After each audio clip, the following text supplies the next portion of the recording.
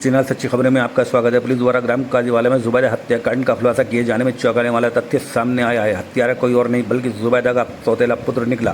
Police कार्रवाई के दौरान जो तथ्य प्रकाश में आए उसने सभी को चौंका दिया है। तवक्कुल की पहली पत्नी मुर्तज़ा की मृत्यु 2008 में हो गई थी। मुर्तज़ा की मृत्यु के बाद तवक्कुल ने जुबैदा से विवाह कर लिया।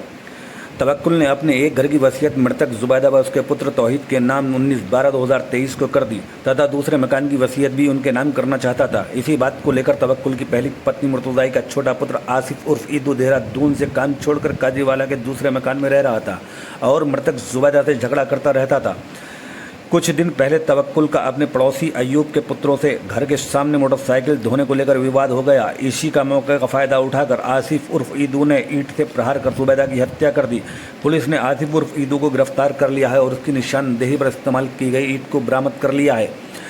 पुलिस ने अभियोग में नामित अभियुक्तों की हत्या से कोई संबंध नहीं बताया है। पुलिस ने धारा 190, 191/2, 191/3, 333 व 351/12 में मुकदमा दर्ज कर लिया है और आवश्यक कार्रवाई कर रही है।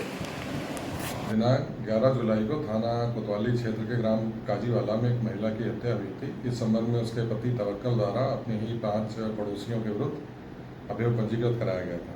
विवेचना की कार्रवाई के दौरान यह तो प्रकाश में आया कि तवक्कुल ने की जो पहली पत्नी थी उसकी 2008 में मृत्यु हो गई थी, जिससे उसकी 10 संतानें थीं।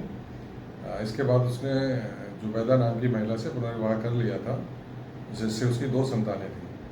2023 में उसने एक वसीयत की जिसमें जुबैदा उसके बच्चों के नाम उसने प्रॉपर्टी और ज़मीन कर दी थी और जो पहली पत्नी से जो बच्चे थे उनको बेदखल कर दिया था।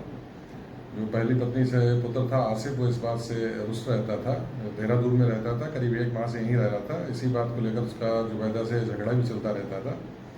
घटना वाले दिन उसने जुबैदा को घर में अकेला पाकर ईंट से सर पे प्रहार कर उसकी हत्या कर दी और पड़ोसी जो थे उनको 5 लोग उनको नामजद करा दिया गया था।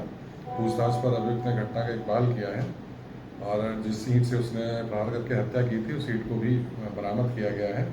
जो 5 अभियुक्त नामजद किए गए थे उनकी नामजदगी गलत की जा रही है। अभियुक्त को गिरफ्तार किया जा रहा है, उसके विरुद्ध वैधानिक कार्रवाई की जा रही है।